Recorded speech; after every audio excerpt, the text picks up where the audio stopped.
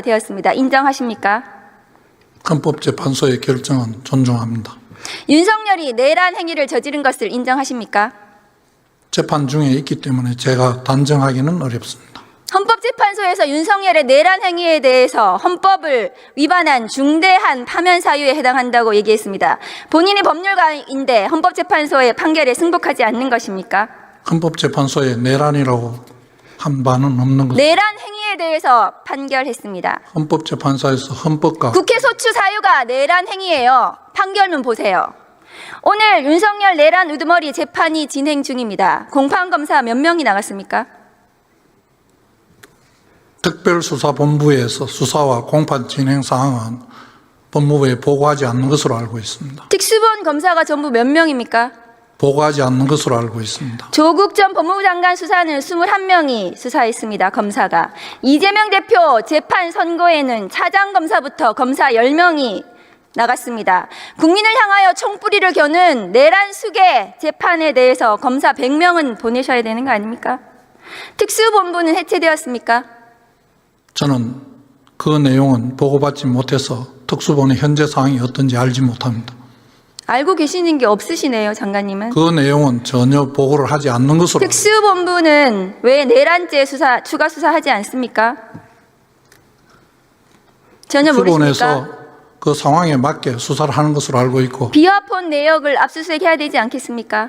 법무부의 그 상황은 보고하지 않는 것으로 알고 있습니다. 장관님 비화폰 받으셨습니까?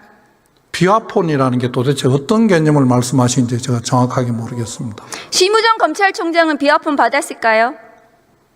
저는 그 이야기를 총장인데 들은 기억이 없습니다. 노상원 수첩 수사 진전은 왜 안 되는 것입니까? 그 부분 제가 좀 전에도 말씀드렸다시피 특수본에서 진행하는 사건과 수사의 진행 과정은 저희 법무부에 전혀 보고를 하지 않고 있습니다. 민간인 윤석열에 대해서 수사가 진행이 되어야 합니다. 우선 윤석열 감찰 당시 법원에 의해서도 인정된 한동훈 수사방해, 감찰방해, 판사사찰은 직권남용으로 인정이 되었습니다. 친윤 검사들도 그것은 직권남용이 된다라고 하고 있습니다. 그거 수사해야 됩니다. 최혜병 순직 수사 외압도 수사해야 하고 지난 대선 당시 윤석열이 김만배 모른다, 김건희 도이치모터스 주가 조작 손해만 봤다라는 것은 거짓말한 것은 기소해야 합니다. 명태균 게이트 관련 윤석열의 음성이 나온 정치자금법 위반, 공직선거법 위반에 대해서 수사해야 합니다. 일제 강제징용 배상 제3자 변제 관련 제3자 뇌물죄도 수사해야 합니다. 수사할 것이 너무 많아서 일일이 말씀드리기 어렵습니다. 윤석열 수사하고 기소하면 전과 10범은 넘을 것입니다. 전과 10범 내란 수계가 지금 거리를 활보하고 있습니다. 계엄은 늘 준비해야 하는 것이라는 망발을 하고 있습니다. 반드시 재구속해야 합니다. 여기 앉아있는 저 국민의힘 의원들도 아마 재구속을 바랄 것입니다. 장관님, 한독수 대행의 헌법재판관 지명이 왜 위헌인지 모르시는 것 같은데 지금부터 알려드리겠습니다.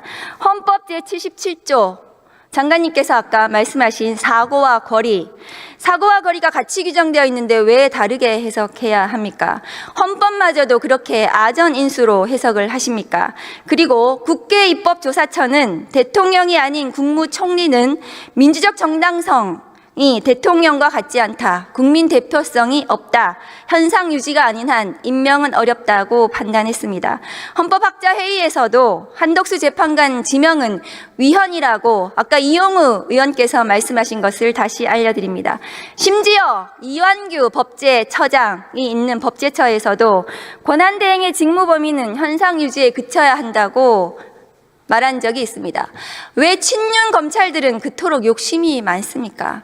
국민이 죽어가든 나라가 망하든 자리만 차지하면 그만인지 한탄스럽습니다. 장관님, 12월 4일 날 계엄 직후 안가회동 하셨죠? 하셨습니까? 안가회동이라는 말씀에 그날 만났으니까 안가회동이라고 하겠습니다만 그날은 특별히 장소가 거기였을 뿐입니다. 공교롭게도 그 멤버인 이완규 법제처장이 헌법재판관으로 후보자로 지명이 되었습니다.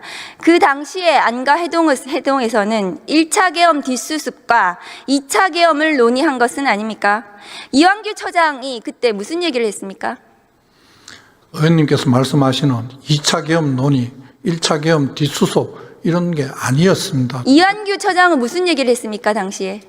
다른 사람이 구체적으로 말한 내용을 다 기억하지도 못할 뿐 아니라 그 대화 내용을 다 전달하는 것도 옳지 않다고 생각합니다. 윤석열이 없는 상태에서 한덕수 등 권한대행을 누가 조정할 것인지, 그리고 김주현 수석은 심우정 검찰총장을 컨트롤할 것인지 이런 거 논의하신 거 아닙니까?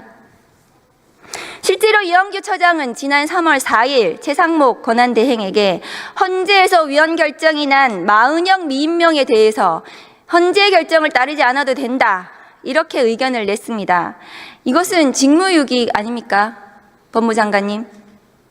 헌법재판소에서 임명하라 하는 명령은 할 수가 안 한 것으로 알고 있고, 그게 권력 분립의 원칙에 따르는 한계에 있는 것이 아닌가 생각을 합니다.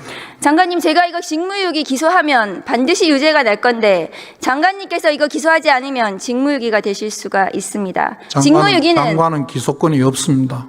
법무부의 검찰에서 할 거 아닙니까? 저는 검찰에서 할 일입니다. 직무유기는 벌금형도 없습니다. 매우 중대한 범죄입니다.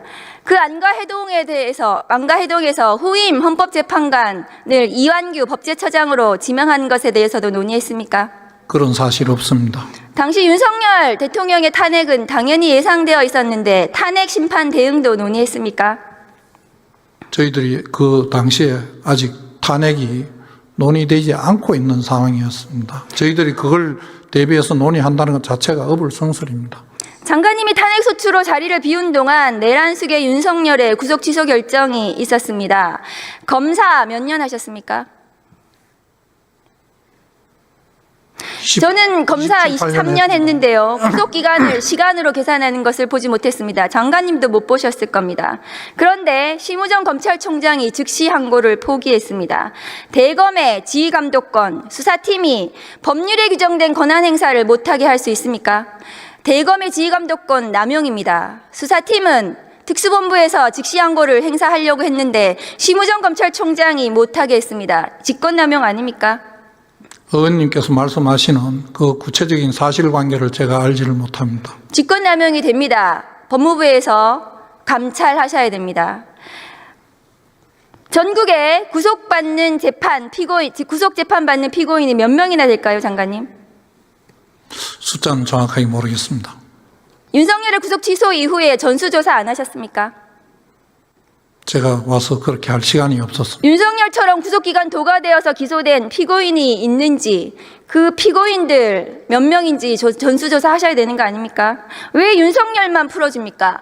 국민을 향해 총뿌리를 겨눈 내란 수괴를 풀어줬는데 부모 죽인 살인범도 풀어주고 친딸들 연쇄 성폭행한 강간범도 풀어주고 수천만 원, 수억 원 뇌물 받은 공직자도 풀어줘야 되는 거 아닙니까?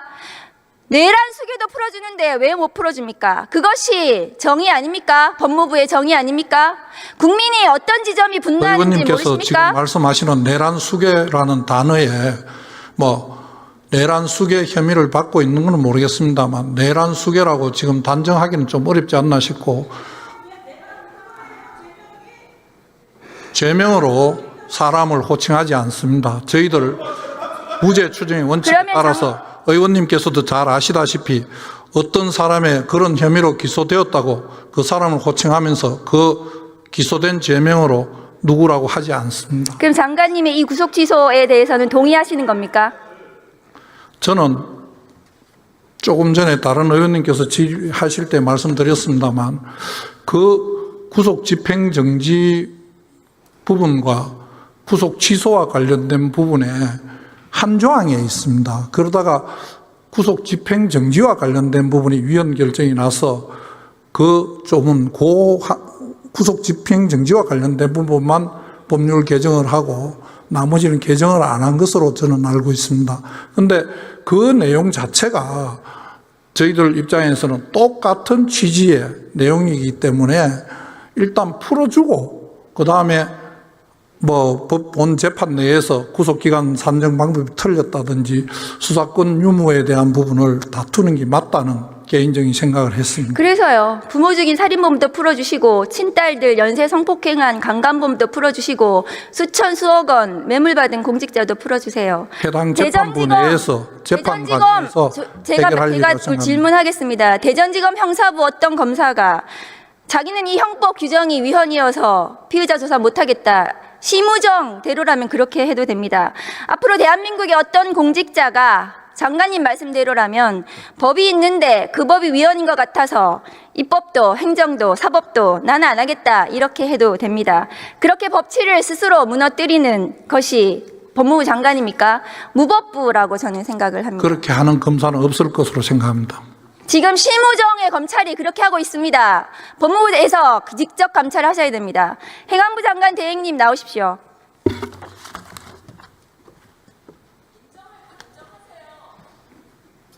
안 계신가요?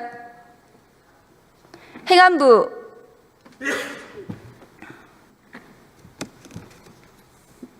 존경하는 국민 여러분, 주호영 국회 부의장님, 선배 동료 의원 여러분, 조국혁신당 국회의원 박은정입니다. 2025년 4월 4일 오전 11시 22분 헌법재판소는 내란 우두머리 윤석열에 대해서 파면을 선고했습니다.